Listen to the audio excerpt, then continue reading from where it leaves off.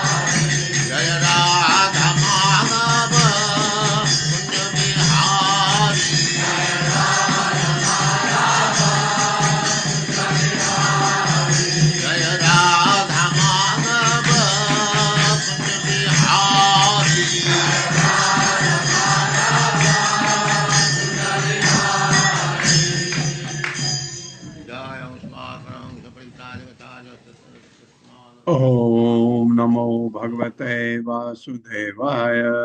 ओम ओम नमो नमो भगवते वासुदेवाय। ओम नमो भगवते वासुदेवाय। ओम ओम नमो नमो भगवते भगवते वासुदेवाय। वासुदेवाय। ओम नमो भगवते वासुदेवाय। ओम ओम नमो नमो भगवते भगवते वासुदेवाय। वासुदेवाय। नारायणं नमस्कृत्य नारायणं नमस्कृत्य नमस्कृत्य नरं चैव नरोत्तमं नरं चैव नरं चैव नरोत्तमं नरोत्तमं देवीं सरस्वतीं व्यासं देवीं देवीं सरस्वतीं सरस्वतीं व्यासं ततो जयमुदीरये। ततो ततो जयमुदीरये। जयमुदीरये।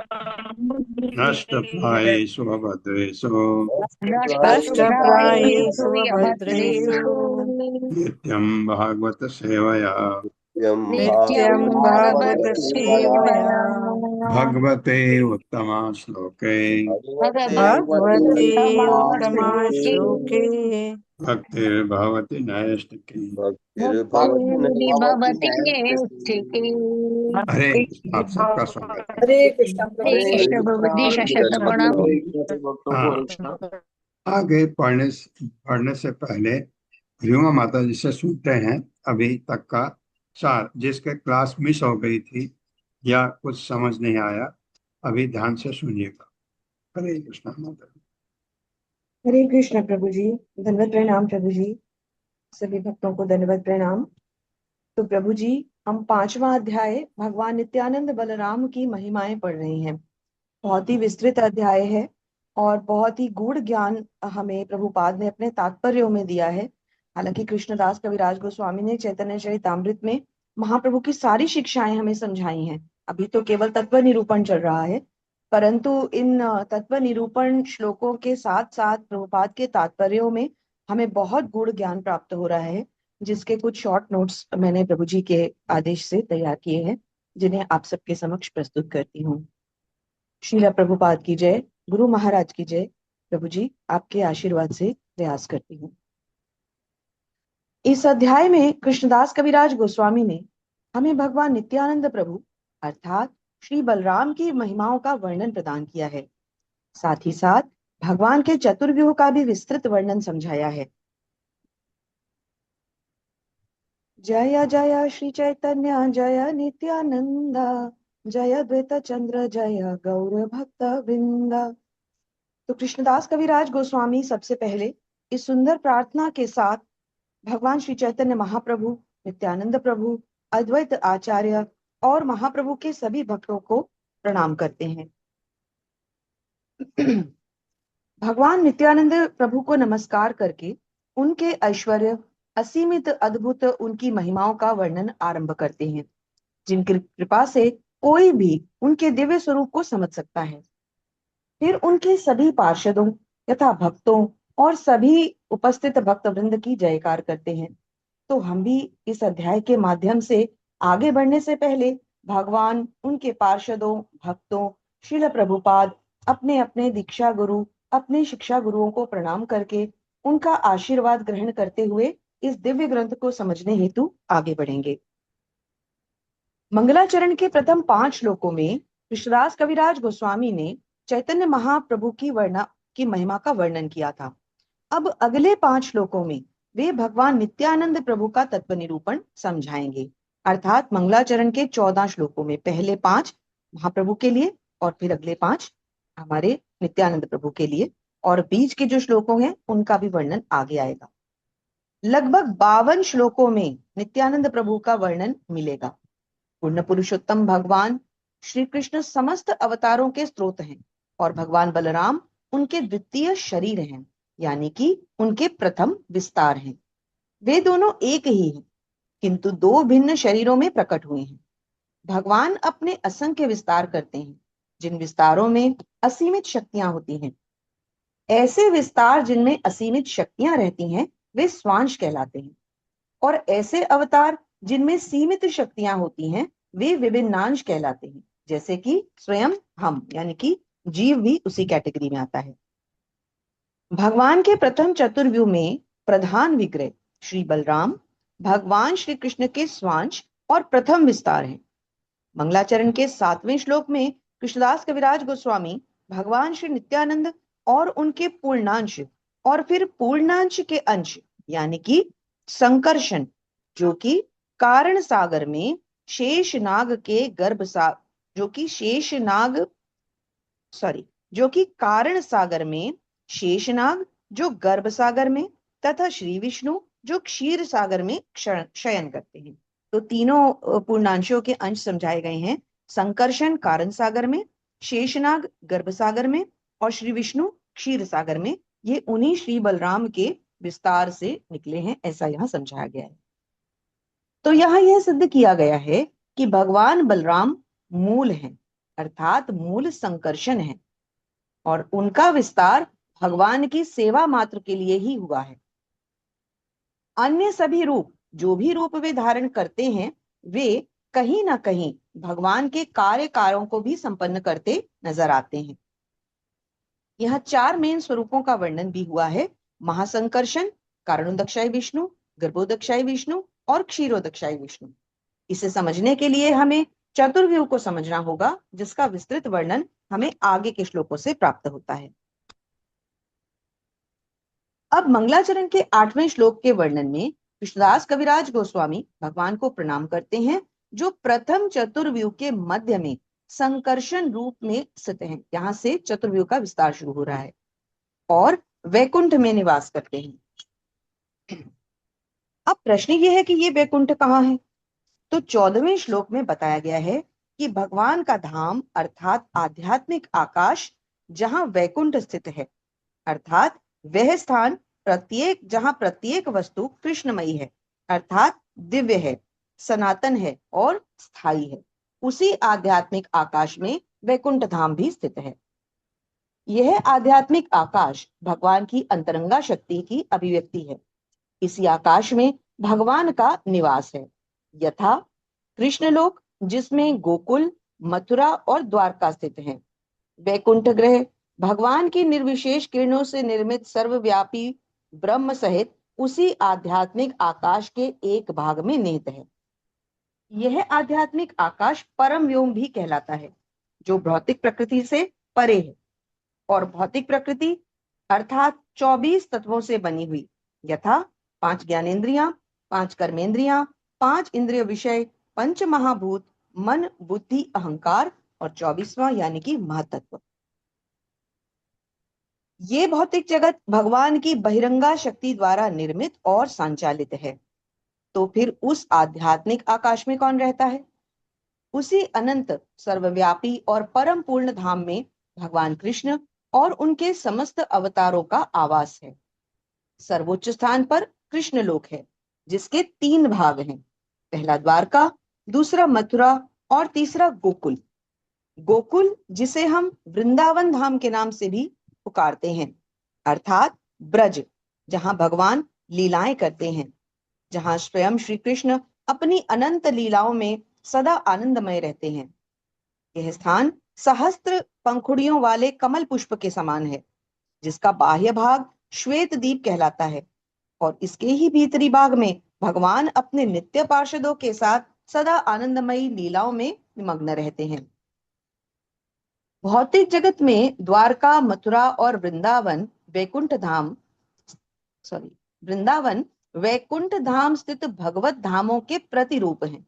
इसलिए इन दिव्य धामों को समान रूप से पूजा जाता है, और पृथ्वी पर प्रकट होने के कारण भगवान के इन्हीं धामों को भगवान अपनी लीलाओं के लिए चुनते हैं। यह धाम भगवान की इच्छा से ही प्रकट होते हैं, और इसीलिए ये भगवान से अभिन्न है। भगवान के धाम की भूमि चिंतामणि से बनी हुई है, तथा वन कल्प वृक्षों से पूर्ण है, परंतु इन धामों को देखने के लिए मनुष्य अपनी दिव्य यानी कृष्णमयी लालसा एवं बुद्धि के बिना कार्य नहीं कर सकता, क्योंकि ये दृश्य ना तो भौतिक नेत्रों द्वारा देखे जा सकते हैं, ना ही भौतिक बुद्धि द्वारा समझे जा सकते हैं। भौतिक जगत में रहकर भी जीव अपनी आध्यात्मिक अवस्था को प्राप्त कर सकता है, जिसका उपाय बताया गया है भगवत भक्ति।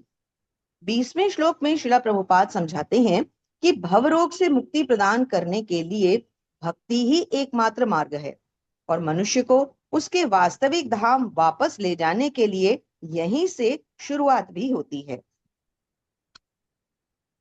कृष्णलोक में जीवन सनातन, ज्ञानमय और आनंदमय है। वहां की वनस्पति, दूध, रत्न आदि प्रचुर मात्रा में उपलब्ध रहते हैं। वहां भौतिक गुणों का कोई प्रभाव नहीं होता। उस धाम का ना तो कोई आदि है, ना ही कोई अंत है। वहां की प्रत्येक वस्तु सर्वथा शाश्वत होती है। भौतिक गुणों के ना होने के कारण वहां की स्थिति मिश्रित नहीं है, अपितु सच्चिदानंद है। वहां काल का कोई प्रभाव नहीं है, ना ही वहां बहिरंगा शक्ति या माया शक्ति का कोई प्रभाव है। वहां के निवासियों की इंद्रियां निरंतर भगवान की सेवा में लगी रहने के कारण अपनी वास्तविक अवस्था को कभी नहीं भूलती।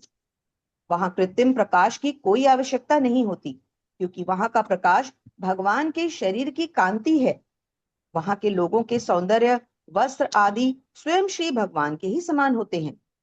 वहां के विमान अत्यंत तेजवान और सुरक्षित होते हैं, जो कभी नहीं गिरते। इन विमानों का प्रयोजन आनंद उड़ाने भरना होता है, और वहां एक ऐसा स्थान नहीं, अपितु असंख्य ऐसे लोग हैं। तो भला एक भौतिकवादी उन दिव्य धामों की कल्पना भी कैसे कर सकता है। मन से सूक्ष्म बुद्धि और बुद्धि से सूक्ष्म आत्मा को बताया गया है। आत्मा सबसे अधिक सर्वशक्तिशाली है। जब मनुष्य अपनी पहचान आत्मा के रूप में करता है, तभी वह इस ज्ञान को समझ पाता है। योगियों के पास भी वह उत्तीर्ण शक्ति होती है, जिसके विकास से वे अपने शरीर को अपनी इच्छा के अनुसार ऊपर नीचे ले जा सकते हैं, और यहाँ तक कि त्याग भी सकते हैं। परंतु भक्त की शक्ति का कोई वर्णन कहीं भी पूर्ण रूप से प्राप्त नहीं हो सकता, क्योंकि भक्त भगवान में मग्न होकर इन सभी धामों में कभी भी जा सकता है। ये वही श्लोक है जिसका तात्पर्य श्रील प्रभुपाद ने बहुत सारे पेजेस पे दिया था, और इसमें बहुत सारे गुड पॉइंट आए हैं। तो मैं हर पेज से एक एक पॉइंट लेती चल रही हूँ। तो प्रश्न ये है कि क्या केवल अंत समय ही चेतना मनुष्य के अगले जीवन को निर्धारित करता है? नहीं, कर्मों के द्वारा भी मनुष्य अपने अगले जीवन का खांचा तैयार करता है। अंतिम चेतना उस पूर्ण को पूर्ण करने का कार्य करती है। मनुष्य को अपने जीवन में यह व्यवस्था प्राप्त करनी पड़ती है कि जिसके द्वारा वह भवबंधन से मुक्ति प्राप्त कर सके, और जिस वैकुंठ या गोलोक धाम की हम महिमा सुन रहे हैं, वहां जा सके। अब मनुष्य के हाथ में है कि वह इस जीवन को समाप्त करके किसी क्षणिक अवस्था या किसी क्षणिक ग्रह या लोक में जाए, या अपनी स्थायी अवस्था प्राप्त करके अपने स्थायी निवास में वापस लौटे और अपना स्थायी कार्य अर्थात श्री भगवान की सेवा में लग जाए। और चैतन्य महाप्रभु और नित्यानंद प्रभु ने इसी मार्ग पर चलने की शिक्षा दी है। श्री चैतन्य महाप्रभु की जय, नित्यानंद प्रभु की जय। 23वें श्लोक से आगे कृष्णदास कविराज गोस्वामी भगवान के विस्तार को समझाते हैं। वे चतुर्व्यूह रूपों में अपना विस्तार करके अपनी लीलाओं यथा वासुदेव, संकर्षण, प्रद्युम्न तथा अनिरुद्ध के दिव्य रूपों के बारे में बता रहे हैं। भगवान अपनी लीलाएं द्वारका, मथुरा और गोकुल में अपने निजी रूप में अपने निजी संगियों के साथ करते हैं, जबकि वैकुंठ लोक में भगवान चतुर्व्यूह रूप में अपने समस्त आयुधों के साथ निवास करते हैं। भगवान के वैकुंठ रूप का वर्णन हमें 28वें श्लोक के तात्पर्य में श्रील प्रभुपाद द्वारा प्राप्त हुआ है। यहाँ पर 28वें श्लोक का मैं एज इट इज प्रभु जी पढ़ देती हूँ, क्योंकि भगवान का वर्णन है कि भगवान गरुड़ पर आसीन कमल नेत्र श्री विष्णु, जिन्होंने श्री लक्ष्मी जी को अपने वक्षस्थल पर लिया है। बिजली की चमक से युक्त नीले बादलों के समान उनका वर्ण। चतुर्भुज रूप बताया गया है। उनके हाथों में उनके आयुध हैं। घुटनों से भी लंबी उनकी बाजुएं हैं। सुंदर अंग चंदन द्वारा लेपित हैं, और वो आभूषणों से अलंकृत पीतांबर धारण किए हुए हैं। तो बहुत ही सुंदर वर्णन यहाँ किया गया है। 2-3 श्लोक और ले लेती हूँ प्रभु जी, क्योंकि समय कम है। 8:15 तक का समय ले लेती हूँ, उसके आगे जैसी आप इच्छा, जैसे आप आदेश देंगे। भगवान की सर्वोपरि शक्ति है महालक्ष्मी, जिनकी शक्तियां 2 प्रकार से कार्य करती हैं। पहली आध्यात्मिक शक्ति, जिनका संबंध भगवान के निजी कार्यों से है। दूसरी भौतिक शक्ति, जो तीनों गुणों को प्रकट करती हैं, जो कि भू यानी ब्रह्मांड की सृजक शक्ति, श्री यानी ब्रह्मांड की पालन शक्ति, और नीला या दुर्गा माँ जिन्हें हम कहते हैं, यानी सृष्टि की संहारक शक्ति के रूप में कार्य करती हैं। 4 प्रकार की मुक्तियों का भी वर्णन किया गया है। सालोक्य, सामीप्य, साष्टी और सारूप्य। यहाँ हम इसको इसलिए स्किप करते हैं क्योंकि पिछले अध्याय में हमने इसका विस्तृत वर्णन पढ़ा था। निर्विशेषवादी सायुज्य मुक्ति प्राप्त करते हैं क्योंकि वे ब्रह्म अर्थात भगवान की शारीरिक कांति को ही अंतिम लक्ष्य समझते हैं और इसीलिए वे वैकुंठ में कभी प्रवेश नहीं कर पाते। यह भाग सिद्धलोक भी कहलाता है जो भौतिक प्रकृति से परे है। यह पूरा पूर्णतया आध्यात्मिक है, परंतु वहां आध्यात्मिक विविधताएं नहीं है। निर्विशेषवादियों के जो ब्रह्म है उसकी बात हो रही है। वहां आध्यात्मिक विविधताएं नहीं है। क्यों? क्योंकि वहां भगवान की लीलाएं नहीं होती। भगवान कृष्ण एवं उनका तेज यानी कि ब्रह्म अनंत और अभिन्न है।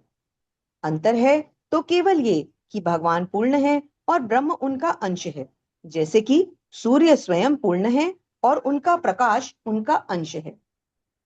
इसको समराइज करते हुए मैं लास्ट का श्लोक लेती हूँ कि जिस प्रकार सूर्य समस्त स्थानों पर अपना प्रकाश फैलाकर उन स्थानों को शुद्ध करते हैं, उसी प्रकार भगवान अपने सभी अंशों को यह अवसर प्रदान करते हैं कि वे भगवत भक्ति के मार्ग पर चलें और इसीलिए भक्त अपने पापमय कर्मों को त्याग कर अपने मन को भगवान में लगाकर अपना उद्धार कर लेते हैं। इस मार्ग पर चलकर कुछ भक्त निर्विशेष ब्रह्म को प्राप्त होते हैं, लेकिन शुद्ध भक्त भगवत प्रेम को प्राप्त करते हैं। तो प्रभु जी इससे आगे का बाद में लें या अभी आप बताएं। धन्यवाद माता जी, बहुत बहुत धन्यवाद। 71वें श्लोक से आगे बढ़ते हैं। प्रभु जी धन्यवाद। यस्य निश्वसित कालमथावलंब्य जीवन्ति लोम बिरजा जगदंडनाथा विष्णु महान स इह यस्य कला विशेषो गोविंदमादिपुरुषं तमहं भजामि। मेरे साथ, यस्य निश्वसित कालम अथावलंब्य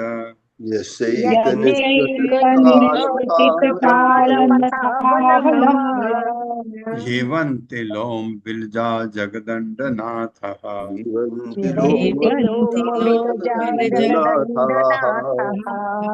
विष्णु महान स इह यस्य कला विशेषो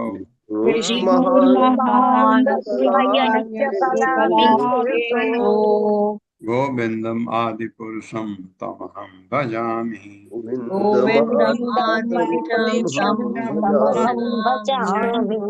यस्य जिनके एक एक निश्वसित निश्वास से कालम समय अथ इस प्रकार अवलंब का सहारा देकर जीवंती जीवित रहते हैं, लोम बिलजा बाल के छिद्रों में विकसित जगत अंडनाथा ब्रह्मांड के स्वामी ब्रह्मागण विष्णु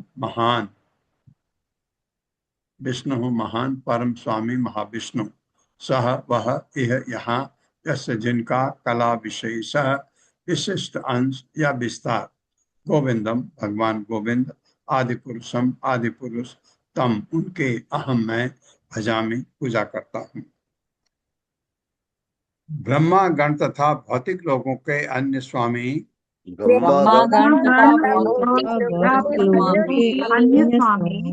महाविष्णु के रोम छिद्रों से उत्पन्न होते हैं।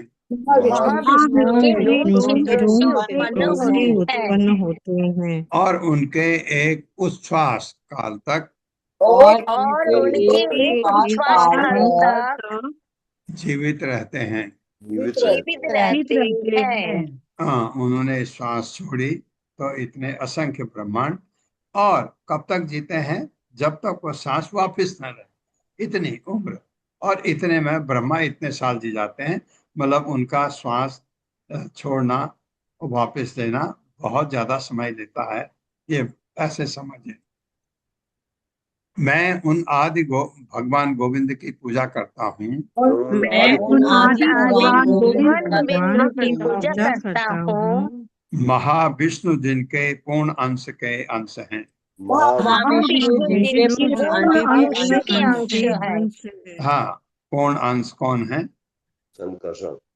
शंकर यानी बलदेव, या हम यहाँ नित्यानंद स्वामी। और उनके अंश हैं महाविष्णु, जो कारण सागर में लेटे हैं, जो हमने पढ़ा अभी तक। तात्पर्य माता जी। हरे कृष्ण। सनातनी शत्रुपा माता जी। हरे कृष्ण माता जी, हरे कृष्ण प्रभु जी, सभी को सादर प्रणाम। श्रील प्रभुपाद की जय। श्रील प्रभुपाद जी के द्वारा तात्पर्य। चैतन्य महाप्रभु की जय। भगवान की सृष्टि शक्ति का यह वर्णन ब्रह्म संहिता 5.48 से लिया गया है, जिसकी रचना ब्रह्मा जी ने आत्म साक्षात्कार होने के बाद की। जब महाविष्णु श्वास छोड़ते हैं तो ब्रह्मांड के आध्यात्मिक बीज अणुओं जैसे कणों के रूप में उनसे प्रकट होते हैं। ये कण परमाणु के आकार से तिगुने होते हैं और उन धूल कणों जैसे हैं जो एक छोटे से छेद में से होकर सूर्य की किरणों में दिखते हैं। आज के परमाणु शोध के दिनों में परमाणु विज्ञानियों के लिए यह जानना सार्थक होगा कि सारा ब्रह्मांड किस तरह भगवान के शरीर से निकलने वाले आध्यात्मिक परमाणुओं से विकसित होता है। हरे कृष्ण प्रभु जी, धन्यवाद। हरे कृष्ण माता जी। क्वा अहम तमो महद अहम चर अग्निवाह भू संवेष्टिता अंड घट सप्त वितस्तिकायः क्व ईदृग् विध अविगणित अंड पराणुचर्या वात अध्वरोम विवरस्य चते महित्वम्। मेरे साथ।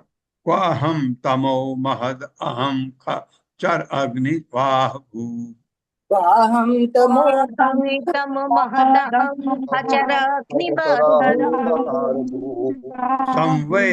संवे स्थित अंड घट सप्त वितस्तिकायः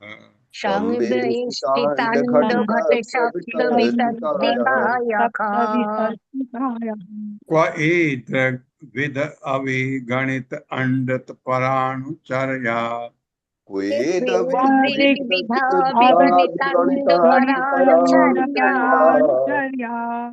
वात अध्वरोम विवरस्य ते महित्वम्।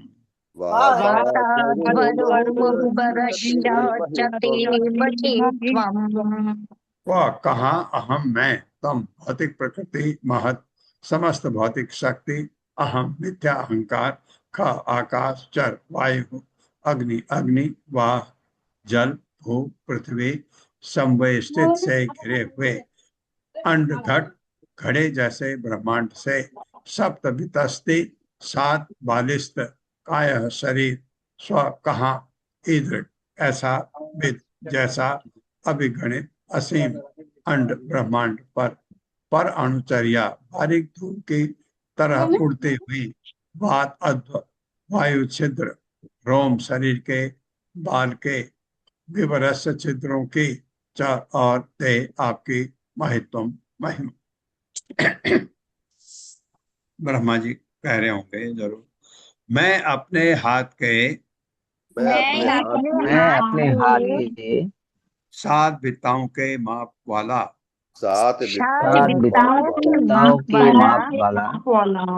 क्षुद्र प्राणी कहाँ हूँ, शुद्ध प्राणी कहाँ हूँ।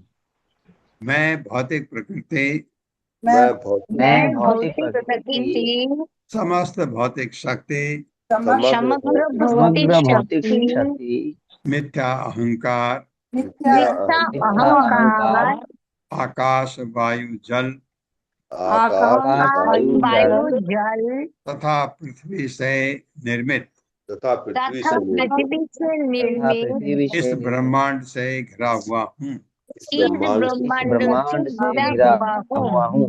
और आपकी महिमा क्या है, और आपकी महिमा क्या है।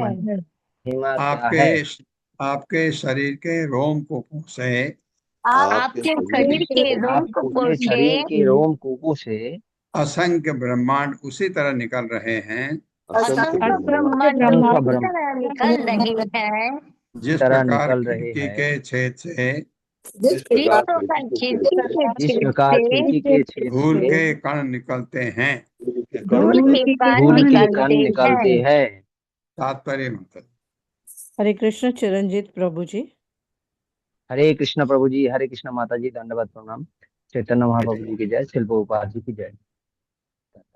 जब ब्रह्मा जी ने भगवान कृष्ण के सारे बछड़ों तथा ग्वाल बालों को चुरा लिया और लौटकर देखा कि सारे बछड़े तथा बालक अब भी साथ घूम रहे हैं, तो उन्होंने अपनी हार मानकर ये स्तुति की। श्रीमद् भागवत 10.14.11।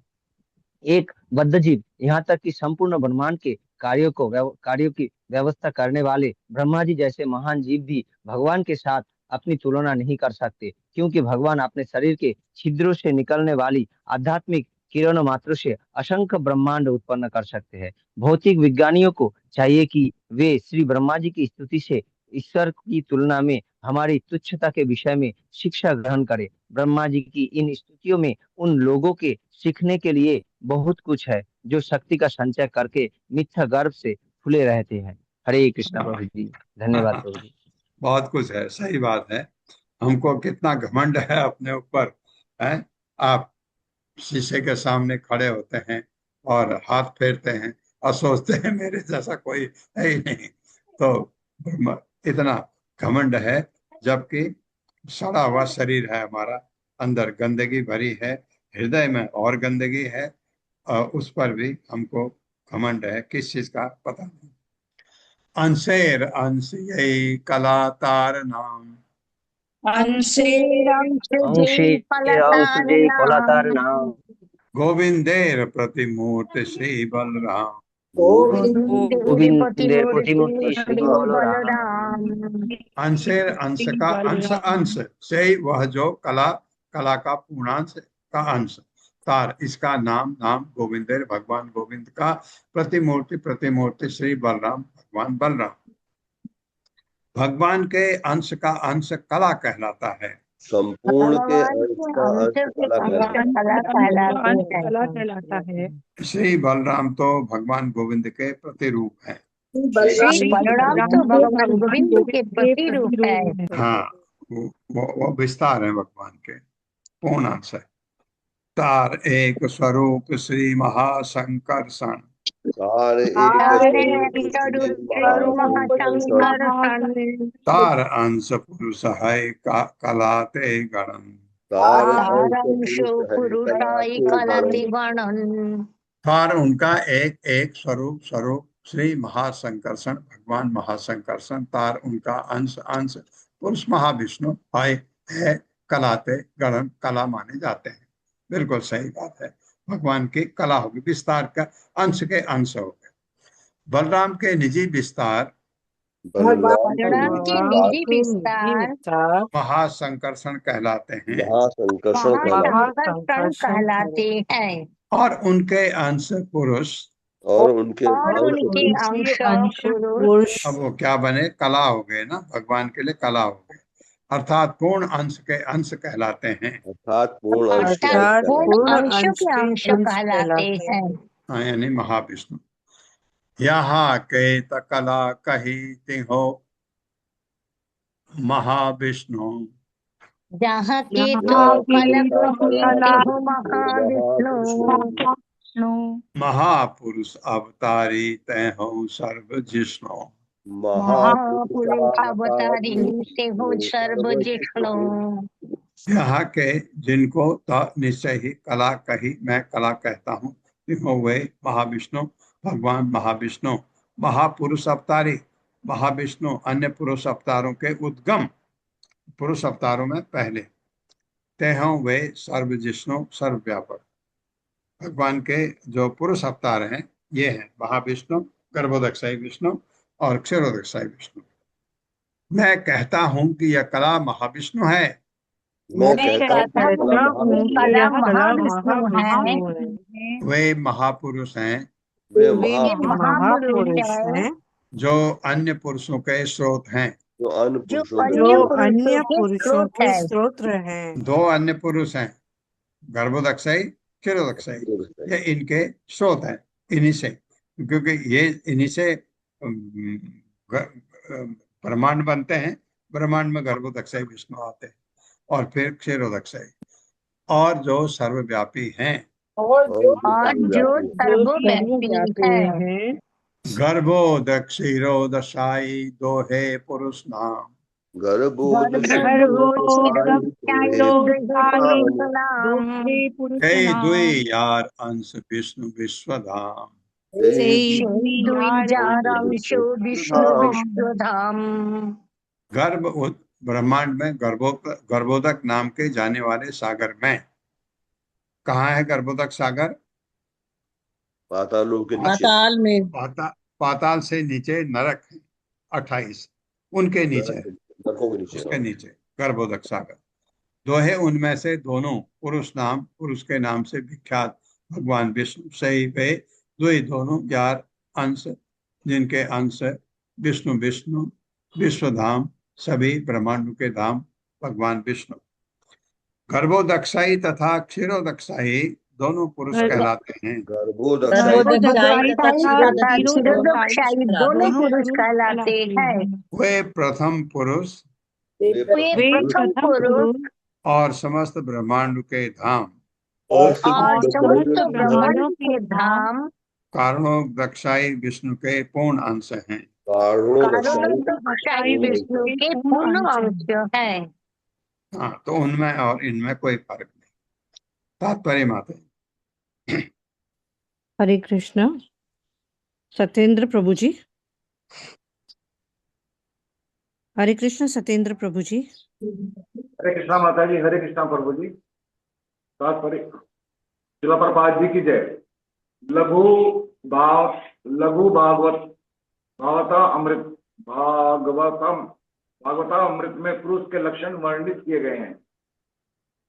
ग्रंथकार के पूर्ण पुरुषोत्तम भगवान के अवतारों का वर्णन करते हुए विष्णु पुराण में से प्रमाण दिया गया है, जिसमें कहा गया है, मैं उन पुरुषोत्तम भगवान श्री कृष्ण को सादर नमस्कार करता हूँ जो 6 प्रकार के भौतिक द्वैतों के कलमश से सदैव मुक्त रहते हैं, जिनके पूर्ण अंश महाविष्णु जगत की सृष्टि करने के लिए पदार्थ पर दृष्टिपात करते हैं, जो एक जैसे अनेक दिव्य रूपों में अपना विस्तार करते हैं, जो सारे जीवों के स्वामी हैं, जो भौतिक शक्ति के कलमश से सदैव मुक्त रहने वाले हैं और जो इस भौतिक जगत में प्रकट होने पर हमारे समान प्रतीत होते हैं, यद्यपि उनका रूप सदैव आध्यात्मिक आनंदमय तथा दिव्य होता है। रूप गोस्वामी ने इस कथन के सार रूप में बतलाया है, मैं पूर्ण पुरुषोत्तम भगवान का यह पूर्ण विस्तार, कि पूर्ण पुरुषोत्तम भगवान का वह पूर्ण विस्तार जो भौतिक शक्ति के सहयोग से कार्य करता है, पुरुष कहलाता है। हरे कृष्णा प्रभु जी, हरे कृष्णा माता जी। हाँ, एक चीज आपने पढ़ा, आपकी जीवा शुद्ध हो गई, क्योंकि आपने लघु भागवतामृत का नाम लिया। लघु भागवतामृत किसने लिखा है? नीचे नाम आया है, मैं आपको पूछने वाला था, लेकिन नीचे नाम लिखा है रूप गोस्वामी। रूप गोस्वामी कृत लघु भागवतामृत बहुत ही अच्छा ग्रंथ है, और अगर सब ठीक ठाक रहा तो मैं ये सब पूरा करने के बाद लघु भागवतामृत लेने वाला हूँ, क्योंकि रूप गोस्वामी के जो विचार हैं वो विचार भगवान के विचार हैं। जो उन्होंने लिखा ऐसा समझिए कि वो भगवान ने लिखा है। इतने महान संत, जो राधा रानी के महान भक्त वृंदावन में थे, 6 गोस्वामी सभी महान हैं, लेकिन ये तो गजब ही हैं, ये और इनके बड़े भाई सनातन गोस्वामी।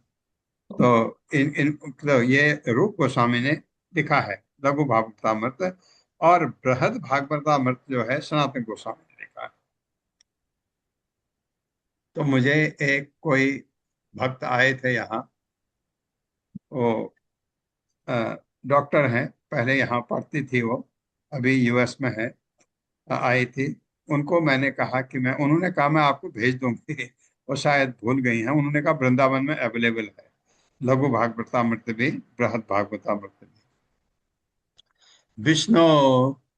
विष्णो तो त्रीणि रूपाणि पुरुष आज्ञ अन्यथो विदुः, एकम तु महतः सृष्टा द्वितीयं खंड संस्थितम् तृतीयं सर्वभूतस्थं तानि ज्ञात्वा विमुच्यते। विष्णु तो त्रीणि रूपाणि विष्णु त्रीणि रूपाणि पुरुष आख्यान्यथो, या पुरुष आख्यानी पढ़ सकता हूं तो अथो हो जाएगा। पुरुष आख्यानी अथो विदुः।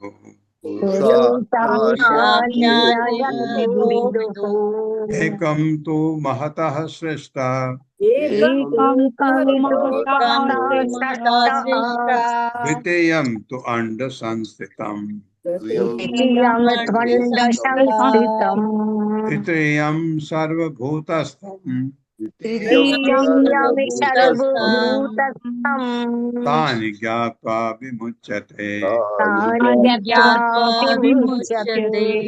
विष्णु, भगवान विष्णु का तो निश्चित रूप से त्रीणि तीन रूपाणी रूप पुरुष आख्यानी पुरुष के रूप में विख्यात अथो कैसे विदुः वे जानते हैं। एकम उनमें से एक तो किंतु महतः शिष्ट समग्र भौतिक शक्ति के सृष्टा।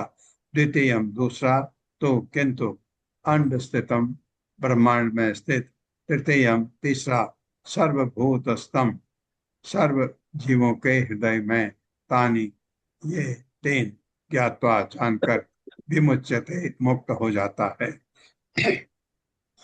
विष्णु के तीन रूप हैं विष्णु के तीन हैं जो पुरुष कहलाते हैं। जो पुरुष कहलाते हैं। जो पुरुष कहलाते हैं। पहला रूप महाविष्णु है पहला रूप महाविष्णु है जो संपूर्ण भौतिक शक्ति के सृष्टा हैं। जो संपूर्ण भौतिक शक्ति के सृष्टा है। हाँ, भौतिक शक्ति यानी महत के सृष्टा हैं। दूसरा रूप गर्भोदक्षाई है दूसरा रूप गर्भोदक्षाई है जो प्रत्येक ब्रह्मांड में स्थित रहते हैं। प्रत्येक ब्रह्मांड में स्थित रहते हैं। और तीसरा रूप क्षीरोदक्षाई है और तीसरा रूप क्षीरोदक्षाई है जो हर जीव के हृदय में निवास करते हैं। जो हर चीज के हृदय में निवास करते हैं। और कहाँ है? परमात्मा में। हर कण में। जो व्यक्ति इन तीनों को जानता है जो व्यक्ति इन तीनों को जानता है वो माया के चंगुल से मुक्त हो जाता है। वो माया के के चंगुल से मुक्त हो जाता है। हाँ, इतना जाना आपने, आप मुक्त हो जाएंगे माया के चंगुल से? नहीं। क्या मतलब है?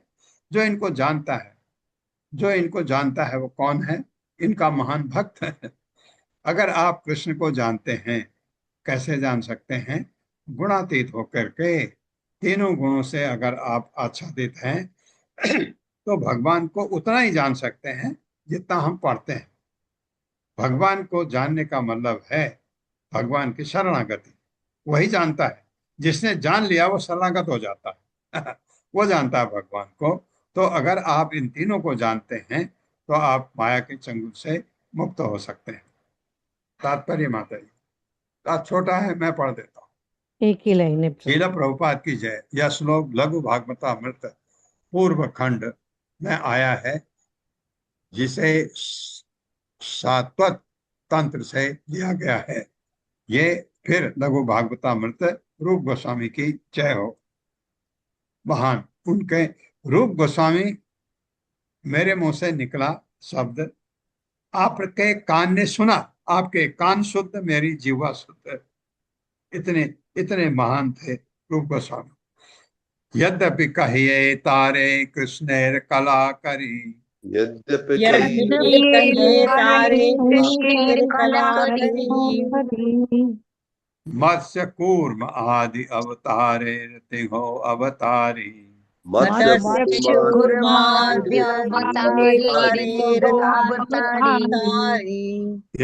यद्यपि कहिए, मैं कहता हूँ तारे उनको कृष्ण, भगवान कृष्ण का कला अंश का अंश भगवान कृष्ण की कला है।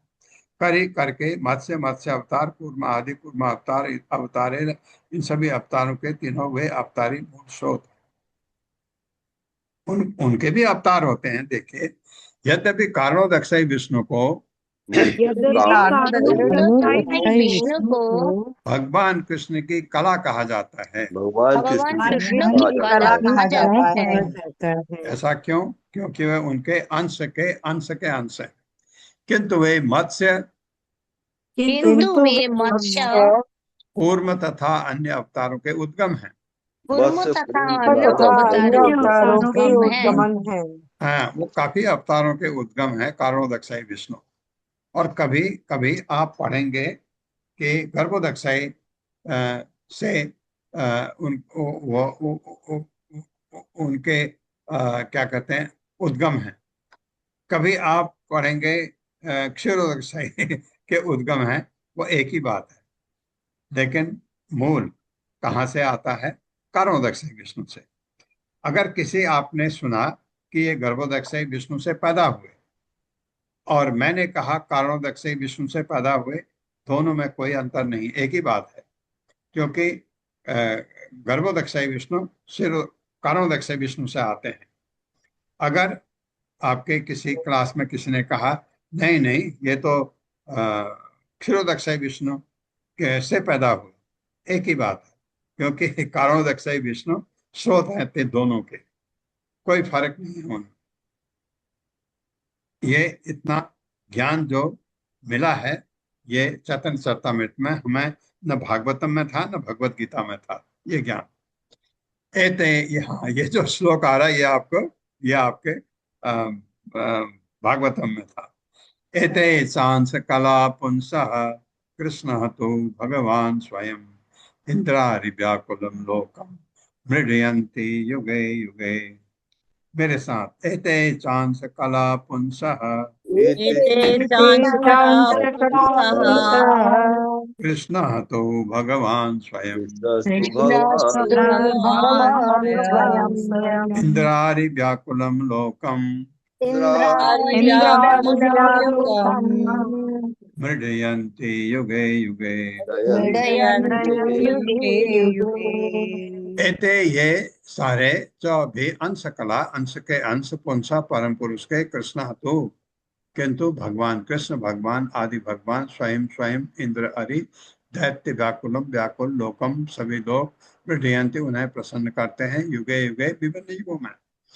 भगवान के ये सारे अवतार भगवान के सारे अवतार या तो पुरुष अवतारों के पूर्ण अंश हैं या तो पुरुष अवतारों के पूर्ण अंश है या पूर्ण अंशों के अंश हैं। या या पूर्णांश के अंश है। हाँ, क्योंकि अवतार सब इन्हीं से आते हैं। किंतु कृष्ण तो किंतु कृष्ण तो स्वयं पूर्ण पुरुषोत्तम भगवान हैं।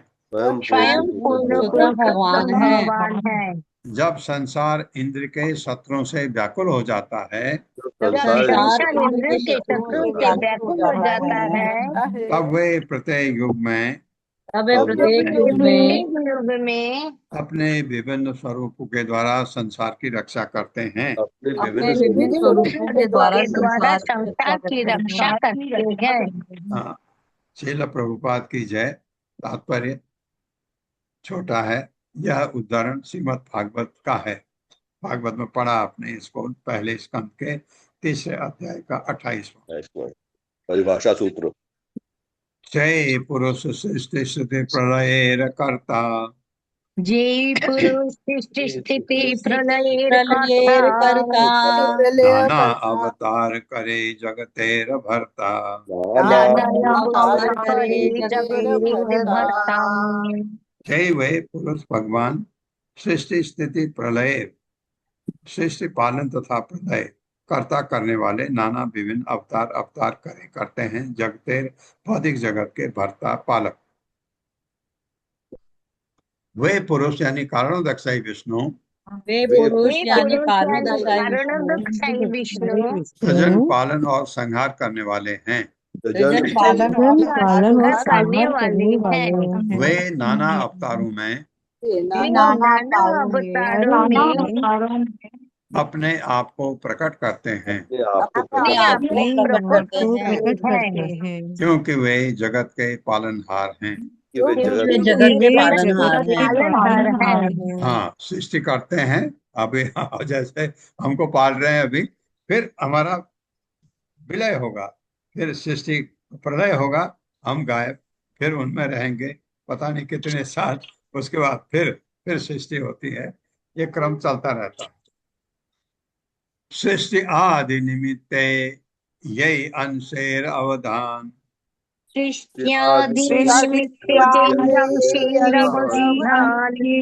सहित अंशेरे कही अवतार नाम।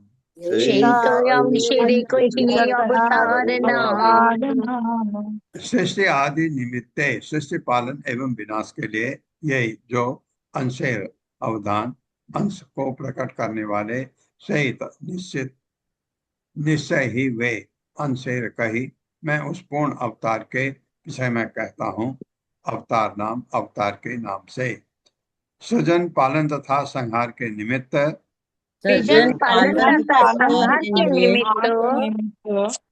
प्रकट होने वाले भगवान के अंश प्रकट होने वाले भगवान के अंश जो महापुरुष के नाम से जाने जाते हैं जो महापुरुष के नाम से जाने जाते हैं अवतार कहलाते हैं।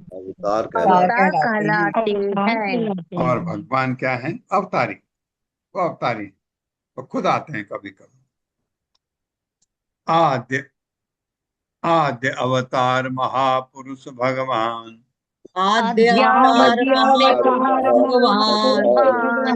सर्व अवतार बीज सर्व आश्रय धाम।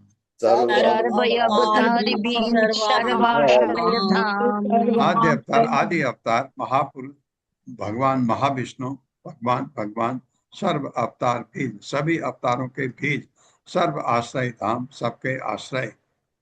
वे महापुरुष भगवान से अभिन्न हैं। वे महापुरुष भगवान से अभिन्न हैं। वे मूल अवतार अन्य सबके बीज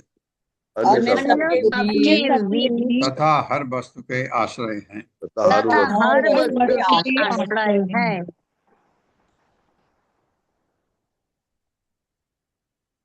आद्यो अवतारः पुरुषः परस्य कालः स्वभावः सद असद मनः च द्रव्यं विकारो गुण इंद्रियाणि विराट स्वराट स्थान स्थास्नो चरिष्णु भूम्नः। आद्यो अवतारः पुरुषः परस्य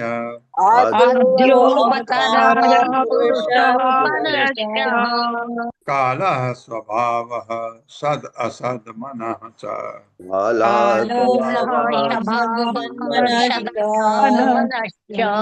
द्रव्यं विकारो गुण इंद्रियाणि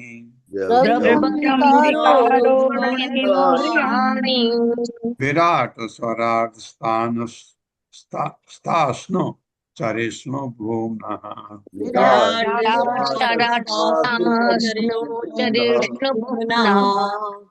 आदि अवतार पुरुष महाविष्णु परस्य भगवान का काल काल स्वभाव स्वभाव सत असत कार्य तथा कारण मनः च और मन द्रव्य पांच तत्व विकार मिथ्या अहंकार का विकार गुण प्रकृति के गुण इंद्रियाणि इंद्रियां विराट विराट रूप स्वराट पूर्ण स्वतंत्र स्थास्नो अचर चरिष्णु चर भूम्नः परम भगवान का।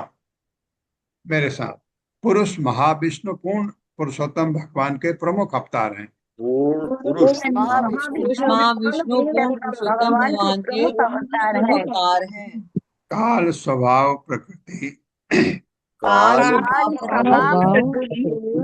यानी कार्य कारण के रूप में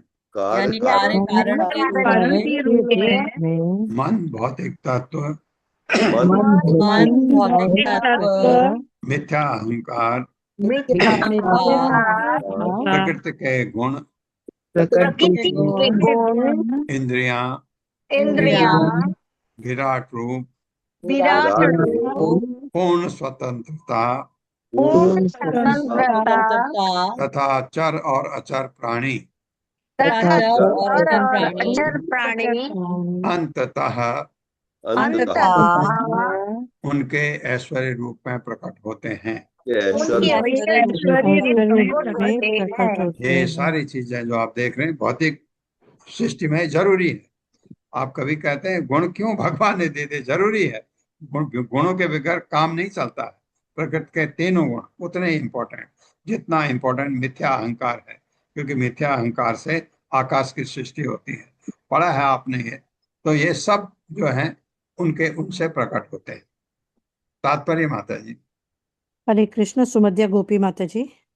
हरे कृष्णा सभी को सादर प्रणाम। श्रील प्रभुपाद जी की जय। श्री कृष्ण चैतन्य प्रभु जी की महाप्रभु जी की जय। लघु भागवतामृत में अवतारों एवं उनके लक्षणों का वर्णन करते हुए बतलाया गया है कि जब भगवान कृष्ण भौतिक जगत के सृजनात्मक कार्यकलाप चलाने के लिए अवतरित होते हैं तो वे अवतार कहलाते हैं। अवतारों की दो कोटियां हैं, शक्ताशेष भक्त तथा तद एकात्म रूप स्वयं भगवान। तद एकात्म रूप के उदाहरण शेष हैं और भक्त के उदाहरण श्री कृष्ण के पिता वासुदेव हैं। शील बलदेव विद्याभूषण ने टीका की है कि यह भौतिक जगत ईश्वर का आंशिक राज्य है तथा जहाँ विशेष कार्य संपन्न करने के लिए भगवान कभी कभी प्रकट होते हैं। भगवान कृष्ण जिस अंश के द्वारा ऐसे कार्य संपन्न करते हैं वे महाविष्णु कहलाते हैं, जो समस्त अवतारों के शुभारंभ हैं। अनुभवहीन वैज्ञानिक मान लेते हैं कि भौतिक शक्ति भौतिक जगत के लिए कारण तथा अवयव दोनों प्रदान करती है और जीव भौतिक प्रकृति के भोक्ता है। किंतु भागवत विचारधारा के भक्त सारी स्थिति की सूक्ष्म छानबीन कर लेने के बाद समझ सकते हैं कि भौतिक प्रकृति ना तो स्वतंत्र रूप से भौतिक अवयवों की पूर्ति कर सकती है, ना ही भौतिक जगत का कारण बन सकती है। भौतिक प्रकृति महापुरुष महाविष्णु के दृष्टिपात से ही भौतिक सामग्री की पूर्ति करने की क्षमता प्राप्त करती है और उनसे शक्ति प्राप्त कर लेने पर वह भौतिक जगत की कारण कहलाती है। भौतिक प्रकृति के ये दोनों गुण भौतिक जगत का कारण तथा इसकी सामग्री का स्रोत होना परमेश्वर के दृष्टिपात के कारण विद्यमान है। भगवान के वे विभिन्न विस्तार जो भौतिक प्रकृति की को शक्ति प्रदान करते हैं वे पूर्ण विस्तार या अवतार कहलाते हैं। जिस प्रकार एक दीप से अनेक दीप प्रज्वलित किए जा सकते हैं, उसी तरह ये सारे पूर्ण विस्तार तथा अवतार विष्णु के तुल्य ही होते हैं। फिर भी माया को नियंत्रित करने के कार्यकलापों के कारण वे कभी कभी माइक अर्थात माया से संबंधित कहलाते हैं। यह श्लोक श्रीमद् भागवतम 2.6.42 से लिया गया है। हरे कृष्ण प्रभु जी। धन्यवाद माता जी। धन्यवाद प्रभु जी। बहुत सुंदर, बहुत अच्छी तरह समझाया गया। और पढ़िएगा, अगर आपको दिक्कत हो रही इसको पढ़िए, बहुत सुंदर ढंग से समझाया गया। जगृहे पौरुषम रूपम भगवान महतादिभिः संभूतम षोडश कलम आदौ लोक शिशिक्षया। जगृहे पौरुषम रूपम जगृहे पौरुषं रूपं भगवान महत आदिभिः भगवान् महदादिभिः संभूतम षोडश कलम षोडशकल्मो आदौ लोक शिशिक्षया। जगृहे स्वीकार किया, पौरुषम पुरुष अवतार, रूपम रूप भगवान पूर्ण पुरुषोत्तम भगवान महत आदि भी समस्त भौतिक शक्ति आदि से संभूतम उत्पन्न हुई 16 कलम शक्तियां आदौ शुरू में लोग भौतिक लोग शिशिक्षया निर्माण करने की इच्छा से। सृष्टि के प्रारंभ में भगवान ने भौतिक सृष्टि के समस्त अवयवों हाँ, ये अवयव यानी इंग्रेडिएंट्स को उपादान भी कहते हैं, उपादानों के साथ पुरुष अवतार के रूप में अपना विस्तार किया। किसने? भगवान ने। आप कह रहे हैं ना ये तो ये तो बलदेव ने किया था। हाँ, बलदेव उन्हीं का विस्तार है। बलदेव ने संकर्षण, संकर्षण से महासंकर्षण, उससे महासंकर्षण से कारणोदक से विष्णु आए, तो भगवान के अवतार हुए। इसमें कोई कहे ये तो कृष्ण के अवतार हैं, अब कहे नहीं नहीं ये तो संकर्षण के अवतार हैं, कोई फर्क नहीं है, वो एक ही बात है।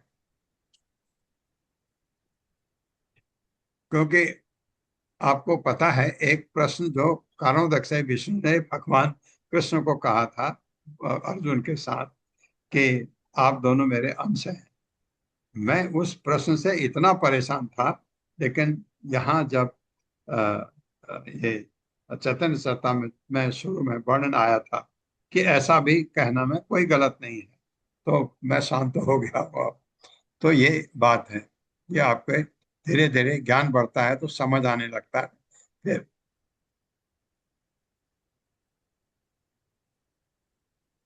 अनुवाद पढ़ लिया ना मैंने? नहीं, आधा रह गया।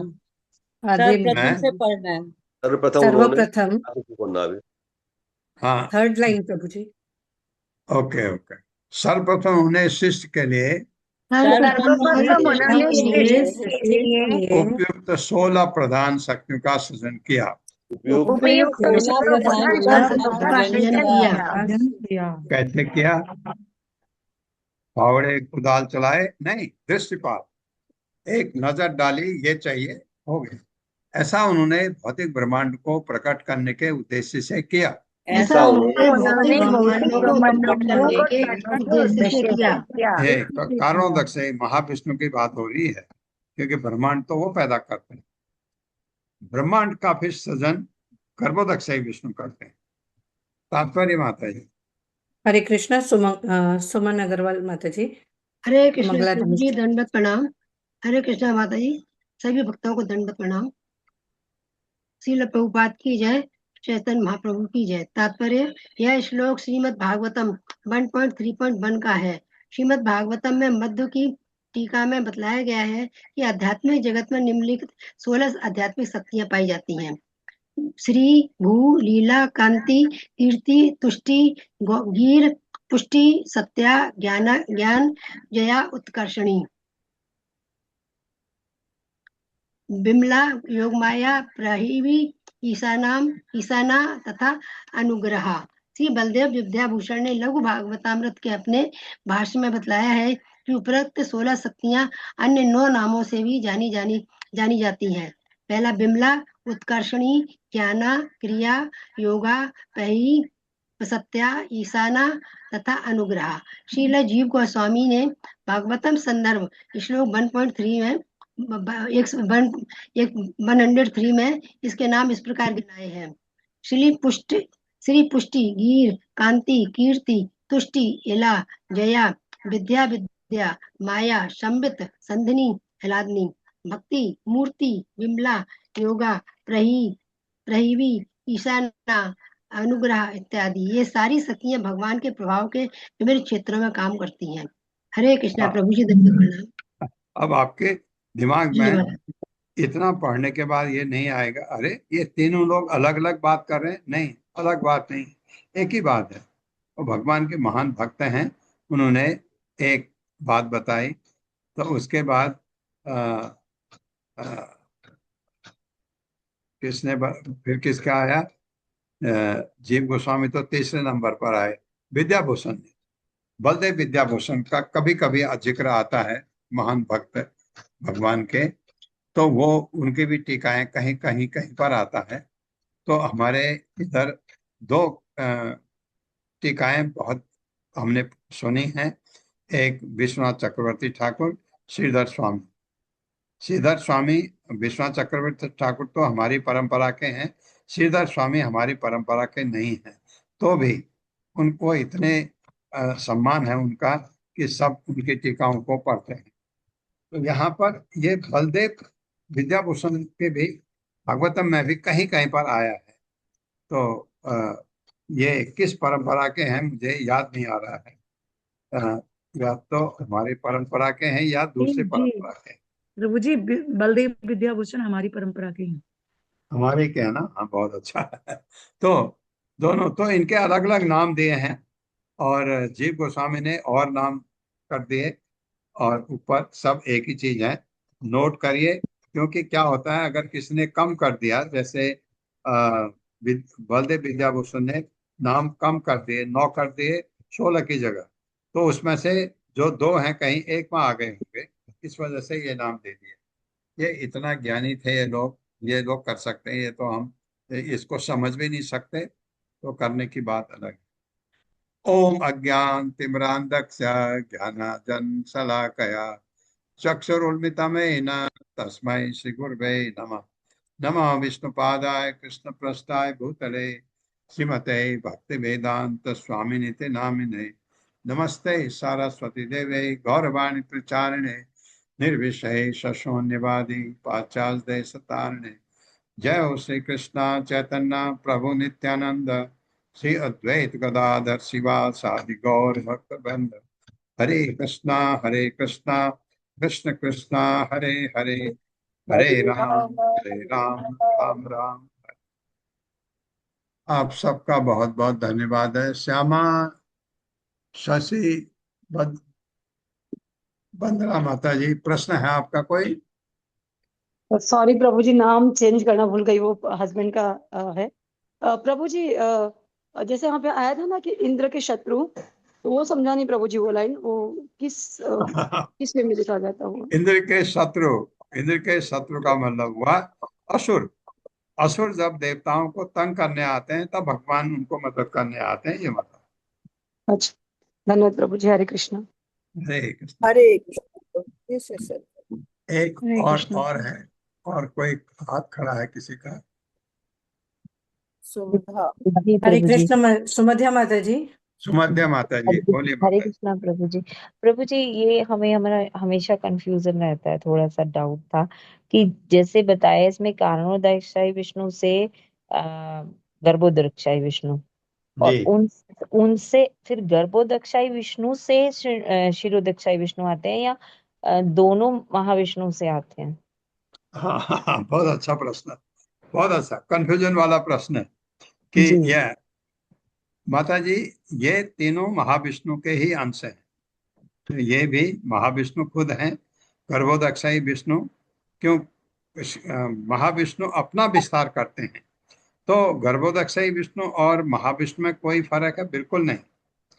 और यही मैं ये कह रहा हूं कि गर्भोदक्षाई विष्णु की अपना विस्तार करते हैं क्षुरोदक्षाई विष्णु में, कोई फर्क नहीं। आपने कहा नहीं नहीं, क्षुरोदक्षाई विष्णु तो महाविष्णु के विस्तार हैं, दोनों सही हैं, कोई फर्क नहीं, कोई फर्क नहीं। आप समझने के लिए आपको अच्छा लगेगा अगर मैं कहूं कि महाविष्णु से कारोदक्षाई विष्णु, कारोदक्षाई विष्णु से क्षीरोदक्षाई विष्णु। आप ऐसे याद रखिए, कोई कल को उल्टा सीधा कहता है, आप समझिए हाँ ये भी ठीक है, ये समझ। जी प्रभु जी, धन्यवाद हरे प्रभु जी। कृष्णा। राय विनोदनी देवी दासी माता जी, हरे कृष्णा। हरे कृष्णा प्रभु जी, दंडवत प्रणाम प्रभु जी। प्रभु जी, आपने यही चीज एक्सप्लेन की थी ना जब आपने शिला प्रभुपाद का तात्पर्य हमें समझाया था, जो माता जी ने भी प्रश्न किया कि एक दीप से जब अन्य दीपक जलाए जाते हैं तो सभी दीपकों की शक्ति और प्रकाश एक ही जैसा होता है, परंतु फिर भी मूल दीपक को अलग उपाधि दी जाती है क्योंकि वो मूल होता है। प्रभु जी, आप ही समझाया था तो। हाँ, ये तो बात बताई थी मैंने, लेकिन ऐसा क्या है कि जब भगवान कृष्ण के लिए बात करते हैं तो हालांकि मैं कहता हूं ऐसा, लेकिन भगवान कृष्ण में कुछ माधुर्य अलग है माता जी, है ना। एक्चुअली जितने भी विष्णु तत्व हैं सब में 60 गुण हैं उनके, लेकिन भगवान में 64 है, कृष्ण में 6 में वो 4 अलग क्या है, रूप माधुरी, उनका जैसा रूप किसी का है ही नहीं। हालांकि वही दूसरे रूप में आते हैं, भगवान राम के रूप में आते हैं, भगवान नृसिंह देव के रूप में आते हैं, किसी भी रूप में आते हैं, या भगवान विष्णु के रूप में आते हैं, तो तो उनका सबका रूप बहुत सुंदर है।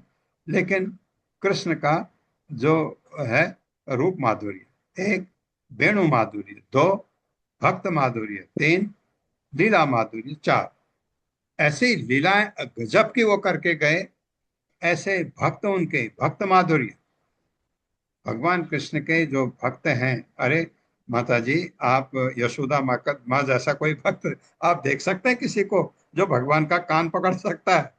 ये ऐसा भक्त कितनी महान होंगी यशोदा माँ। मैं तो गदगद हो जाता हूँ उनको, उनके बारे में सुनने पर कि भक्त माधुर्य और लीला माधुर्य, ऐसी लीलाएं, गजब गजब की लीलाएं उन्होंने की हैं, तो ये और अवतारों में नहीं मिलते हैं। और हम तो अवतार है क्यों कहें कि और तो अवतार हैं, भगवान तो अवतार ही हैं कृष्ण। लेकिन आपको सुनना भी पड़ेगा कभी, क्योंकि कुछ लोग जैसे ये कर्नाटका में उडुपी मंदिर है, वहां के ब्राह्मण रहते हैं, माधवा ब्राह्मण कहलाते हैं। वो नहीं मानते इस बात को, वो कहते हैं नहीं, विष्णु सबसे ऊपर, कृष्ण है उसके बाद। हम नहीं बुरा मानते, क्योंकि सब विष्णु तत्व हैं। और उन्होंने भागवतम नहीं पढ़ी, हमने पढ़ी है, लेकिन हमको उसका गर्व नहीं होना चाहिए, ये याद रखिए। आप लड़िए मत किसी से भी, विष्णु तत्व में बात बहस छड़ती है, चुप हो जाइए, कुछ नहीं बोलना है। सब भगवान हैं, सब एक से हैं, 24 कैरेट, कहीं कोई 23.5 भी नहीं है, सब 24 है। मैं ये कह रहा था भगवान कृष्ण की बात थोड़ी फर्क है, थोड़ी फर्क है, क्योंकि हम कृष्ण भक्त हैं इसलिए। सावित्री तिवारी माता जी। हरे कृष्णा प्रभु जी, दंडवत प्रणाम। प्रभु जी, हम निराजल व्रत रखते हैं एकादशी का, तो हम इस्कॉन मंदिर जाएंगे, समझो चरणामृत मिला तो क्या हम ले सकते हैं? चरणामृत पानी है ना? हाँ, भगवान का जो नहलाया हुआ चरणामृत सुबह सुबह। हाँ हाँ, बिल्कुल ले सकते हो माता जी, जी प्रभु बिल्कुल जी। ले सकते हैं। जैसे सुबह हम गायत्री मंत्र पढ़ने से आचमन करते हैं, वो पानी अलाउड है। नहीं प्रभु जी, आजकल वो दूध पंचामृत रहता है ना, पंचामृत भगवान का जो मंदिर में मिलता है, इस्कॉन मंदिर में, वो। अगर उसमें भोजन है तो उसको स्वीकार तो आप कर सकते हैं, लेकिन उस समय लेना, ये मुझे पता नहीं है। मैं आपको, किसी को पता है ये? किसी को पता है आप लोगों में? प्रभु अगर जी उसमें दूध निर्जला में मिला तो हो या नहीं दही लेते। मिला हो, उसको प्रभु ले जी सकते हैं। निर्जला में तो नहीं लेते, बताते हैं कि निर्जला जिन्होंने रखा हो ना उसे प्रभु जी, ज्ञान कार्य रख लेते हैं, बाद में लेते हैं। निर्जला में तो माता जी सही है, निर्जला में तो ठीक है आप प्रभु। नहीं ले सकते हैं बिल्कुल। क्यों तो ये भगवान का चरणामृत था, कभी कभी मंदिर जाते तो मेरे को ऐसा इरादा हुआ, हम कल जाने वाले हैं, तो इसलिए हाँ पूछा आपको। हाँ, हरे आप जाएंगे तो नहीं नहीं, आप ऐसा करिए, वो चरणामृत लीजिए ही मत। वो हाँ अपने प्रभु आप जी। आपको हाथ पकड़ के थोड़ी दिलाते हैं। नहीं नहीं नहीं आप प्रभु जी। मत, जब आपको डाउट ठीक है है। मत लीजिए, मैं जी बताऊंगा प्रभु। आपको, पता करके ठीक है, बताऊंगा। धन्यवाद प्रभु जी। हरे हरे कृष्ण। कृष्णा। प्रेम गौरांगी देवी दासी माता जी, हरे कृष्णा। हरे कृष्णा प्रभु जी, सादर प्रणाम। जी माता जी। जैसे माता जी ने क्वेश्चन किया, तो सेम मेरा क्वेश्चन था कि ड्यूटीज किचन में सेवा होती है तो निर्जला फास्टिंग होती है मेरी। तो प्रभु जी ड्यूटीज किचन में तो कभी कभार ये एकादशी का दिन पड़ता है, तो प्रभु जी हमें ना भगवान का ऑफर किया हुआ जूस मिलता है, तो मन उस समय मतलब द्विधा में पड़ जाता है कि पिए या ना पिए, वैसे तो निर्जला ही है। तो पर आपने नि, क्वेश्चन। हाँ, निर्जला है ना? जी जी जी। नहीं, आपको दूध कहाँ मिलता कह रहे हो? प्रभु जी जैसे ड्यूटीज किचन में सेवा करते हैं ना, हाँ हाँ तो उसमें हमें जूस दिया जाता है। हाँ, नहीं तो मत लीजिए, क्योंकि आपका निर्जला है तो आप ले ही नहीं सकते हैं। और हाँ जी हाँ। अगर आपको आपको किसी बर्तन में मिलता है, घर ले जाके रख दीजिए, दूसरे दिन वो जिस रूप में भी आप ले सकते हैं उसको, क्योंकि फ्रिज में रख दीजिए, फिर दूसरे दिन ले सकते हैं। निर्जला में तो आप पानी ले ही नहीं सकते हैं, सिवाय सिवाय मेरे ख्याल से जो सुबह आसमन होती है गायत्री मंत्र जपने से पहले, वहां पर उतना पानी शायद अलाउड होता है, उसके बाद पानी पीने के हिसाब से नहीं। तो दूध तो बिल्कुल आपका निर्जला तो आप कर ही नहीं सकते अगर ले लिया तो प्रभु जी निर्जला एक और आप, जब आपको मिलता है आप बताइए मैं निर्जला कर रही हूँ आज, तो आप आपको वो देंगे भी नहीं ये बात। प्रभु जी, एक दूसरा क्वेश्चन है, स्नान करने के बाद जब हम 12 तिलक लगाते हैं तो उससे पहले भी आचमनी करते हैं, तो क्या घर में पुजारी भी दासी है और रसोईया भी दासी है? तो प्रभु जी जब हम सुबह अर्ली मॉर्निंग उठ के जब अपना 12 तिलक लगाते हैं तो आचमनी करते हैं पहले, जैसे हाँ उन्होंने नारायण भगवान को, तो जो उस समय भी 5 बूंद तो मतलब पीने में जाएंगी प्रभु जी, तो वो हाँ, कैसे वो? आचमन आचमन में अलाउड। आचमन का पानी जो आप लेते हैं अपने को शुद्ध करके, आप क्योंकि आप अगर किचन में जाते हैं तो आपको आचमन करके जाना होता है ना। किचन में काम करने जाते हैं तो आपको अपने को शुद्ध करके जाना होता है, तो वो आचमन करना जरूरी है किचन में जाने से पहले। वो आपको जैसे मैं बता रहा हूँ वो अलाउड है। लेकिन आपको दूध मिलता है तो वो अगर आप निर्जला है तो नहीं ले सकते हैं, ये बात। ठीक है प्रभु जी, हरे कृष्णा, थैंक यू प्रभु जी। कुंती प्रिया देवी दासी माता जी, हरे कृष्णा। हरे कृष्णा प्रभु जी, पंचांग प्रणाम। हरे कृष्णा, सभी को पंचांग प्रणाम। प्रभु जी मैं ये कहना चाह रही थी कि जो माता जी ने अभी चरणामृत के बारे में पूछा कि निर्जला हाँ के समय करना मतलब ग्रहण करना चाहिए कि नहीं, तो मैं इस विषय पे कहना चाहूंगी कि अभी पीछे जो निर्जला एकादशी गई थी प्रभु जी, तो जी। वहाँ हरिद्वार में हिज होलीनेस भक्ति आश्रय स्वामी महाराज के एसोसिएशन में रात्रि जागरण की व्यवस्था थी। तो वहां और भी महाराज जी आए हुए थे और Q&A सेशन भी था रात्रि जागरण में कुछ टाइम के लिए। तो उस Q&A सेशन में भी किसी ने यही क्वेश्चन पुटअप किया था। तो उसमें महाराज जी ने बताया कि चरणामृत का हम निरादर नहीं कर सकते, और चूंकि हमारा निर्जला एकादशी का व्रत रहता है तो तिल के साइज जितना जितना एक तिल का साइज होता है ना, उतना हम ग्रहण कर सकते हैं, उसमें कोई दोष नहीं लगेगा प्रभु जी। हाँ हाँ, नहीं नहीं, मैं आपको दूसरा चीज बताता हूँ। आप निर्जला है मिला आपको, आप टच करके बजाय जीभ में डालने के माथे पर लगा लीजिए, ताकि आपने स्वीकार किया। हम बहुत बार करते हैं ना ऐसा, देते हैं स्वीकार करते हैं और अपने माथे पर लगाते हैं कि हमको स्वीकार है ये, हम दे नहीं सकते अंदर। दोनों चीज ऐसे भी कर सकते हैं। उन्होंने कहा है, वो महान पुरुष होंगे जिन्होंने कहा है कि एक तिल के बराबर मुंह में रख लो, या ऐसा करो। ये श्रद्धा की बात है। और कुछ लोग नहीं लेते हैं, तो लेकिन क्योंकि ये हमेशा कहा जाता है कि आपने पानी नहीं लेना है सिवाय आचमन के समय। आचमन करते हैं तो बिना पानी के आचमन हो नहीं सकता, इसलिए ये बात। जी प्रभु जी, हरे थैंक यू प्रभु कृष्णा। जी। हरे कृष्णा, पंचांग हरे प्रणाम। कृष्णा। मिनाल माता जी, हरे कृष्णा।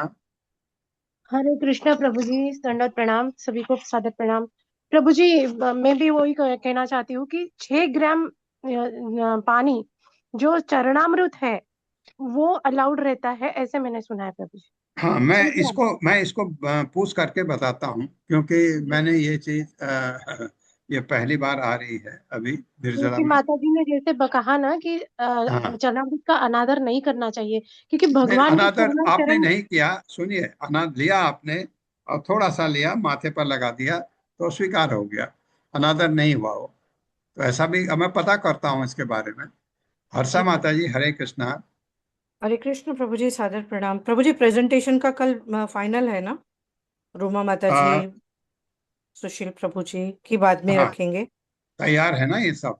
हाँ, हरे ठीक है। कृष्णा प्रभु जी, दंडवत प्रणाम प्रभु जी। वो कल आपसे सुशील प्रभु जी की बात हुई होगी ना शायद। वो एक्चुअली आज ट्रैवल कर रहे हैं, तो कल सुबह थोड़ा सा उनको मुश्किल रहेगा। फिर भी प्रभु जी तो परसों कर लेते हैं, परसों कर लेते हैं। प्रभु जी परसों मेरी सुबह की फ्लाइट है, मैं थोड़ा सा परसों के लिए आपसे क्षमा तो चाहूंगी। कल कल तो कल अगर वो आ गए तो करेंगे, नहीं तो फिर उनके आने के बाद करेंगे, आपके आने के बाद करेंगे। आप मैं कितने तो दिन प्रभु के? जी लेट आऊंगी, लेकिन वहां से कर लूंगी। बस ये है कि उस दिन ऑफ रहेगा। थोड़ा सा मुझे भी बुरा लग रहा है, लेकिन उस दिन प्रभु जी ऑफ रहेगा फोन, उस हाँ दौरान हाँ, ना उस दिन क्लासेस। तो नेचुरली फ्लाइट में ऑफ रहेगा। तो आप कितने दिन के लिए जा रही हैं? मैं प्रभु जी फिर 8 या 9 सितंबर तक वापस आऊंगी, लेकिन वहां से क्लासेस में हमेशा रहूंगी प्रभु जी। हाँ, भगवान की ठीक दया रही तो हमेशा ठीक है, रहूंगी। ठीक है, ठीक है। हरे कृष्णा, माता जी, हरे कृष्णा। माता जी प्रेजेंटेशन कितनी देर का रहेगा बताइएगा, तो प्रभु जी को क्लास के लिए बोलेंगे उतनी देर पहले। हाँ, हाँ जी प्रेजेंटेशन प्रभु जी बताएं। प्रेजेंटेशन मेरे ख्याल से 15-20 मिनट से ज्यादा नहीं होगा। ओके, ठीक ठीक। हरे 15-20 कृष्ण मिनट साहब। ज्यादा भी खिंच गया डिस्कशन में तो तो हम आधा घंटा लगा लो।